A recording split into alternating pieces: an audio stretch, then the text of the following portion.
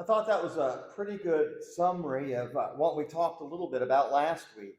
Scripture teaches us that Jesus is coming. We don't know when. We can know that I think it will be soon based on what we looked at last week and the condition of our world today. But even if it's not soon, we should live like it is. Most importantly, we ought to be ready and waiting. Before his novels, The Firm, The Pelican Brief, and The Client catapulted John Grisham to a status of commercial supernova, as Newsweek called him, he was an unknown, small-town lawyer. Today, with all the notoriety, he makes a concerted effort to focus on things that have lasting meaning, like his faith in God. And so Grisham recalls the time when he, as a young law student, got some remarkable advice from a friend of his. And he writes about it, and he says, one of my best friends in college died when he was 25, just a few years after we graduated from Mississippi State University. He said, I was in law school, and he called me one day and wanted to go get together. So we had lunch, and he told me he had cancer. I just couldn't believe it. I asked him, he said, what do you do when you realize you're about to die? And his friend said, it's real simple. You get things right with God, and you spend as much time with those you love as you can. Then you settle up with everyone else. And his friend finally said, really, you ought to live every day like you only have a few more days to live. John Grisham said, I haven't forgotten those words. Martin Luther once quipped in a reference to Jesus' second coming that, there are 2 days in my calendar, he said, this day and that day. We've come a long way since the time of Martin Luther, or haven't we? Most believers, though, today, lean dramatically in one of two directions. Some are all about predicting the time of Jesus' return. And, of course, as we studied last week, that's in vain, isn't it? Jesus even stated that no one knows the day nor the hour, not even him. Only God knows that. But that sure hasn't stopped many from trying. Probably the most infamous prognosticator in recent years was a fellow by the name of Harold Camping, who predicted the specific date of Jesus' return to be September the 6th, 1994. Well, that didn't happen. When that date failed, he revised his date to be September the 29th. Well, that didn't happen. So he revised his date again and said it was going to be October the 2nd. Well, that didn't happen. So in 2005, he predicted that Jesus would return on May the 21st, 2011, after which, in his words, there would follow 5 months of fire and brimstone and plagues on the earth, with millions of people dying each day, culminating on October the 21st, 2011, with the final destruction of the world. Well, that didn't happen. That date came and went, and he again embarrassed himself yet again, and he reportedly later admitted in a private interview that he no longer believed that anyone could know the time of Jesus' return. Glad he came to his senses, He passed away on December the 15th of 2013, and, his time had come at the age of 92. Now, as irresponsible as Camping and folks like him are, perhaps a greater danger facing the church is not being overly excited about Jesus' return and trying to plan the date, but a slumbering church that acts as though Jesus isn't returning at all. We just kind of go through the days. Seems to me to especially be the case in our day and time, in our world now. Especially in this new year, 2024. Jesus warned us in a story that we read last week about this. And I want to read this story again to you. It comes from Matthew 25.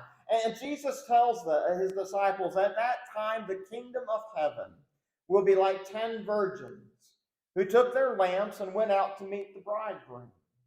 5 of them were foolish, 5 were wise. The foolish ones took their lamps but did not take any oil with them. The wise, however, took oil in jars along with their lamps. Well, the bridegroom was a long time in coming, and they all became drowsy and fell asleep. Now at midnight the cry rang out, "Here's the bridegroom, come out to meet him." And so all 10 virgins woke up and trimmed their lamps.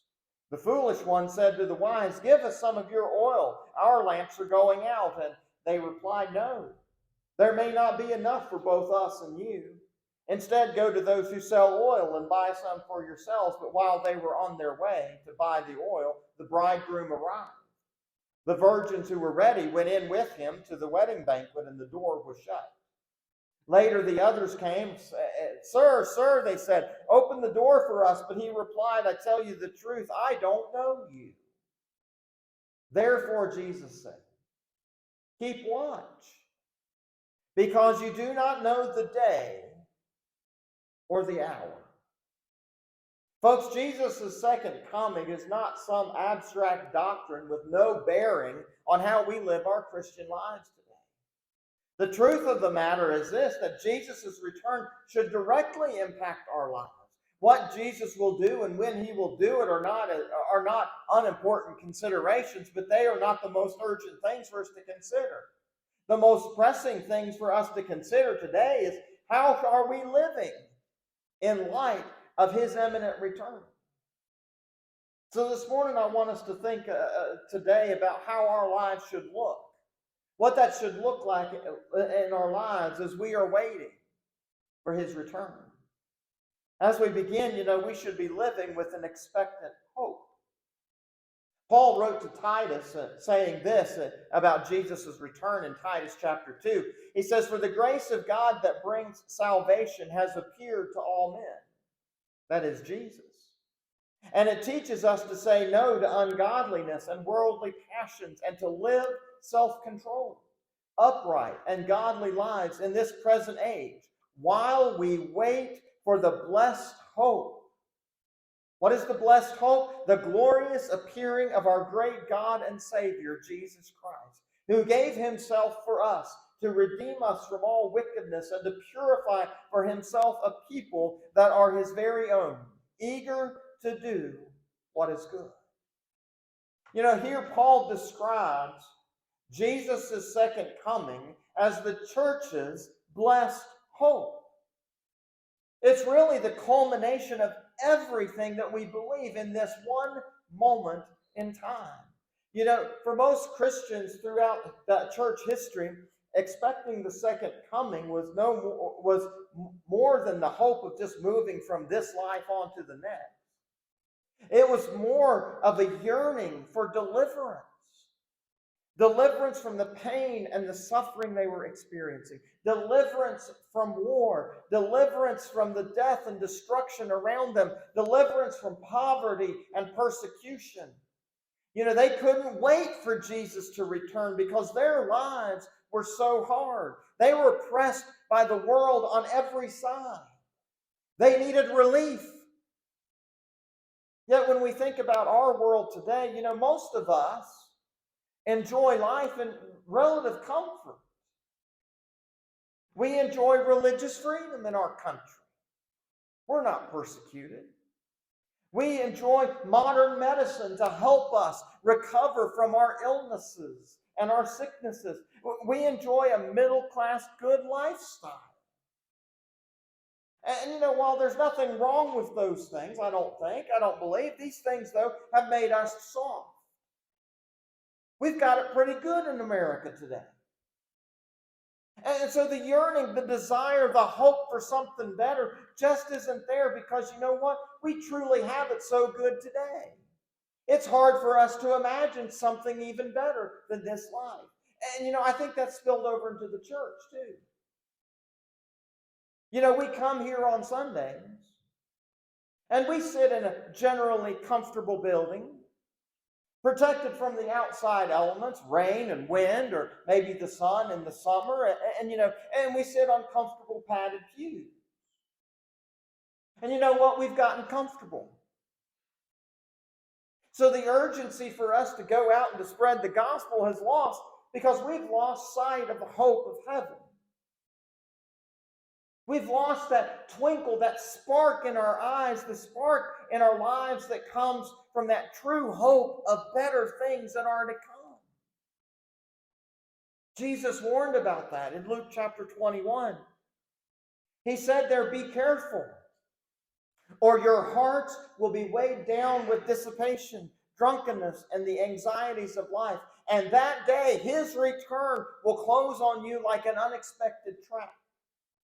For it will come upon all those who live on the face of the whole earth.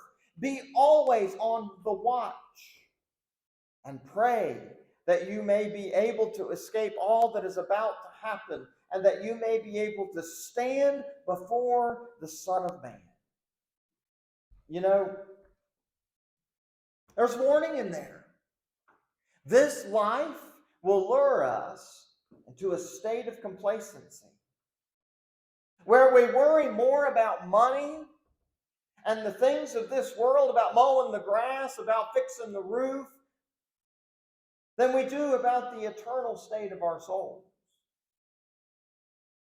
And Jesus warns us, don't be bogged down by this world.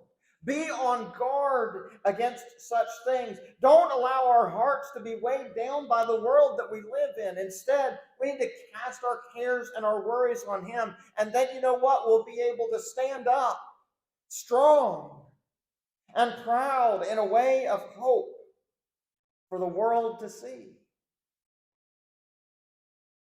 We're truly living as if Jesus could come today. The things of this world are useless to us. We would be living with an expectant hope of much better things to come. But for many so-called Christians today, heaven is too distant. Eternity is too abstract. Jesus' return is too theoretical. So in complete contrast, we today need to live life on a first century footing, like they did in the early church in that first century after Jesus went back to heaven, yearning for something so beautiful and eternally satisfying, to see Jesus and be made like Him, something so beautiful and satisfying that it eclipses and transcends all other desires and experiences that we have in life. We need to be living always with that expectant hope that Jesus is coming and it's a better place we're going. You know, we should also be living a sanctified life. We're called to be set apart. Paul writes about this when he writes to the Thessalonian church about Jesus' return. Listen to what he says in 1 Thessalonians 5. He says, now, brothers, about times and dates we do not need to write to you, for you know very well that the day of the Lord will come like a thief in the night. While people are saying peace and safety, destruction will come on them suddenly, as labor pains on a pregnant woman, and they will not escape. But brothers, you are not in darkness, so that this day should surprise you like a thief. You are all sons of light and sons of the day. We do not belong to the night or the darkness, so then let us not be like the others who are asleep, but let us be alert and self-controlled. For those who sleep, sleep at night, and those who get drunk at night. But since we belong to the day, let us be self-controlled, putting on faith and love as a breastplate, and the hope of salvation as a helmet. For God did not appoint to us to suffer wrath, but to receive salvation through our Lord Jesus Christ. He died for us so that whether we are awake or asleep, we may live together with Him. Therefore, encourage one another and build each other up, just as in fact you are doing. Folks, we need to be living with self-control. We need to be living a sanctified life, a life that is set apart from this world. We should be guided, Paul says, by things like hope and love. And then there's that word again, hope. Hope of salvation. When the world looks at us, we must be different. We must stand out. That's what Jesus was trying to communicate when he talked to his disciples in Matthew chapter 5. In the Sermon on the Mount, he said, "You are the light of the world. A city on a hill cannot be hidden. Neither do people light a lamp and put it under a bowl. Instead, they put it on its stand, and it gives light to everyone in the house. In the same way, folks, let your light shine before men, that they may see your good works, the good things you do, the way you live your lives, and praise your Father in heaven." Folks, don't blend in. Don't try to hide the light. We're to be shining our light so that the whole world may see our Father in heaven. We're to reflect His light as He is in us. You know, when I was growing up, standing out was the absolute last thing I wanted to do. I wanted nothing more than to fit in when I was going to school.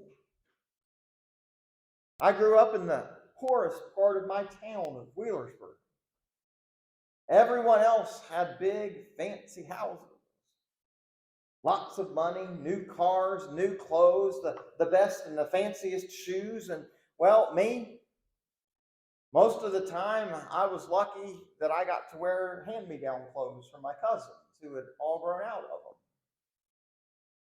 Now, don't get me wrong. They were good clothes. But they were worn a lot of times, and they weren't stylish at all. Most of the time, I really stood out. I was different. You know what? It was embarrassing at the time. I hated it. So I made a vow, you know what? Isaiah ain't going to have to do that. So he gets all of the brand name clothes and the brand name shoes so that he doesn't have to stand out and be different. But you know what?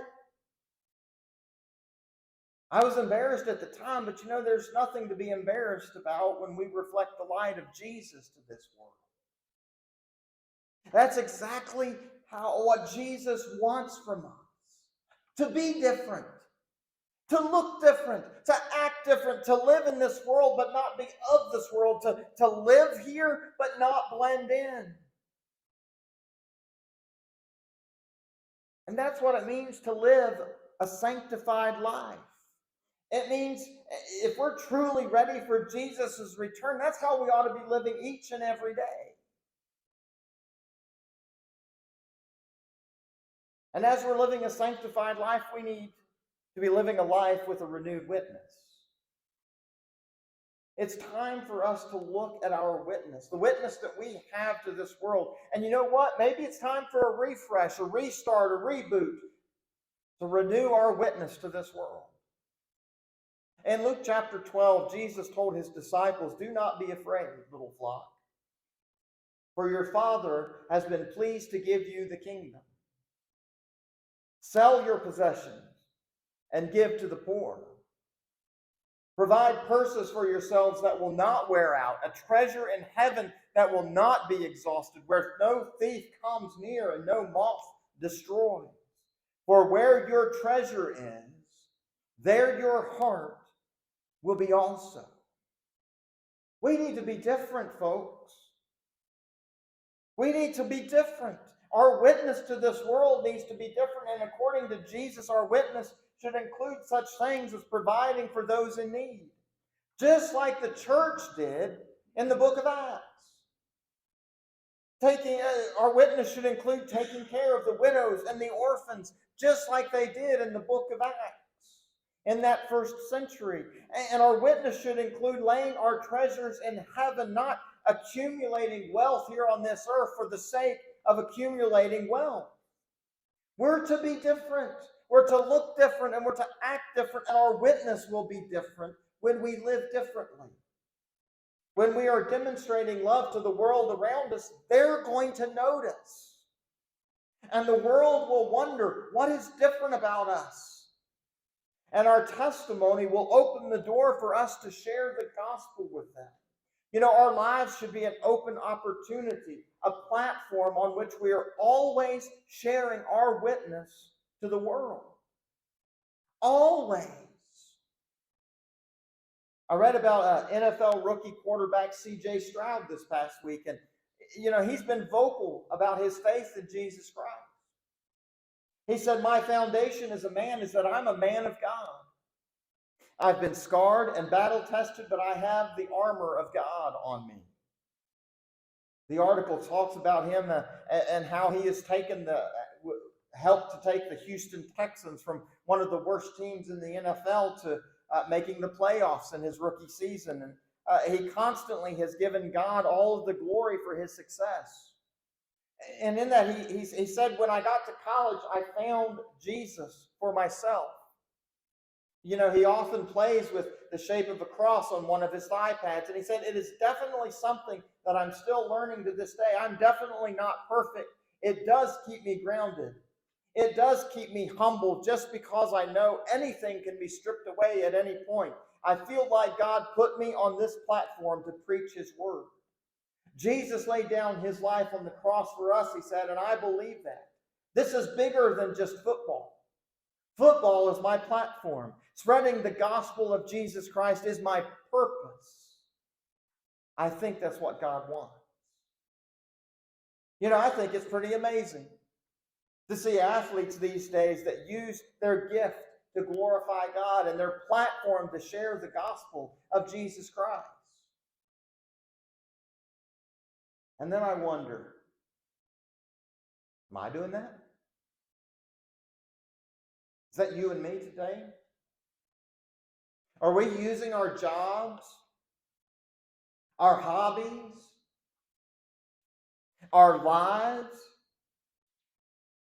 Are we using our world as a platform to share the gospel of Jesus Christ? Can people look at our lives and see that we are different? Do we make them wonder? Does our life change the lives of others, bringing them closer to God? It's like the story I read about Kathy Tricoli. Kathy Tricoli has been one of the biggest successful Christian artists for quite some time. She's a singer, songwriter, author, and speaker for over 3 decades. She's found success in secular music as well, not just Christian music. And she grew up in a family that wasn't too religious. And one time she said that the Bible in her family was a book on the end table that was never touched. She said, however, in 1978, while working during the summer at a local pool, her spirituality was challenged when she noticed a co-worker faithfully reading her Bible during lunch break. As Kathy began to talk to her colleague about her love for the Bible, the friend began to answer her questions in a way she had never heard before. Kathy said, "I never heard about Jesus in the way she described him to me." The co-worker subsequently gave Kathy a copy of the New Testament to read and invited her to church, and that's where Kathy gave her life to God. And today Kathy has found success as a Christian artist and received a lot of awards, a lot of Dove Awards, and been up for Grammy nominations before. But her journey in the Christian faith began because of a co-worker who served faithfully as a witness for Jesus. Like Kathy's co-worker friend, we need to be a faithful witness for the Lord, wherever he may place us, in whatever circumstances we are in, all of the time. Who knows what impact we may have on a life? But we need to be ready to do that. And, I pray that we're not like the secret agents at a very special Starbucks location. You see, it's said that the Starbucks at the CIA headquarters in Langley, Virginia, is different from every other of the 12,000 stores in America. The store is codenamed Store Number 1, and it operates very differently. Not surprisingly, when it must accommodate the spy masters working for the most powerful spy agency in the world. It's not business as usual for them. This seller of skinny lattes and double cappuccinos is deep inside the agency's forested Langley, Virginia compound. Because the campus is so highly secured, very few people leave for such things like coffee.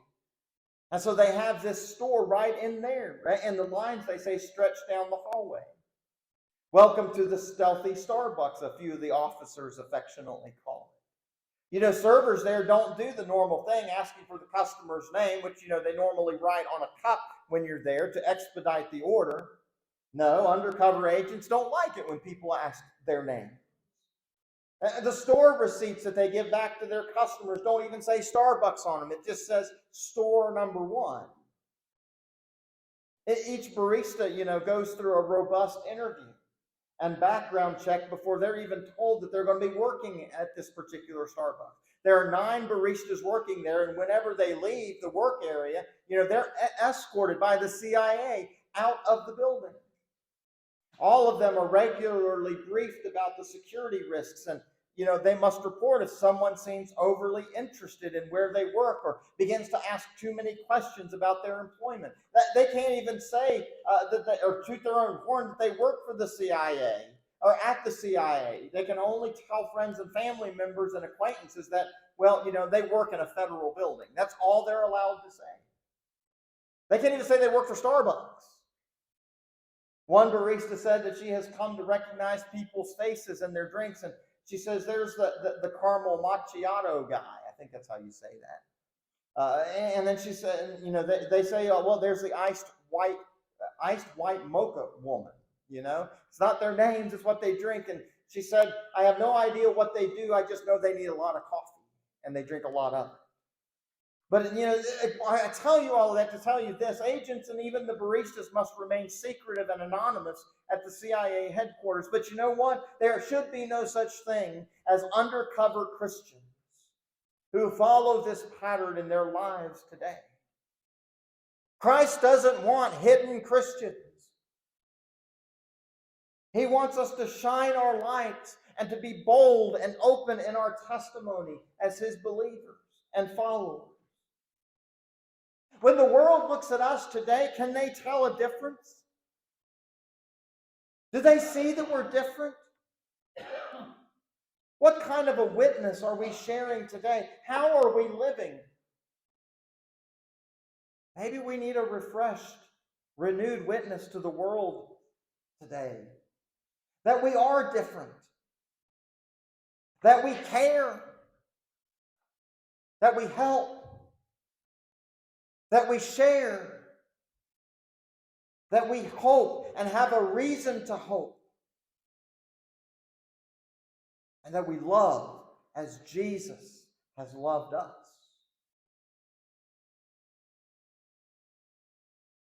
Perhaps there ought to be a touch of Harold Camping in all of us today. A hoping and a yearning and even expecting Jesus' return. But you know what? If we're truly expecting His return, which could be at any time, on any day, we need to make sure we are ready, friends. Brothers and sisters, it means being ready. Being ready means living our lives in such a way that there are no possibilities for regrets, that we have lived the best life we can in the service of God, that we have shared Jesus and His love to the entire world around us. Being ready means that if Jesus were to come tonight, you know what? We are right with Him because of His righteousness. Being ready means that we just don't know about Jesus. It means that we know Jesus intimately. I ask you today, do you know Him today? Are you living ready for His return? Or are we comfortable? Business as usual. If we're not living as if we're ready, then I say today, don't delay. Make the change that needs to happen in your life today. We're not promised tomorrow. We're not promised another hour of our lives. And whether He returns or we face our own mortality, it will happen. So surrender your life to Him. Give your life completely to Him. Abandon it all. Give Him everything. And then I pray that we live each day in hopeful expectation and yearning for the day when Jesus will come to take us home, to live with Him in eternity.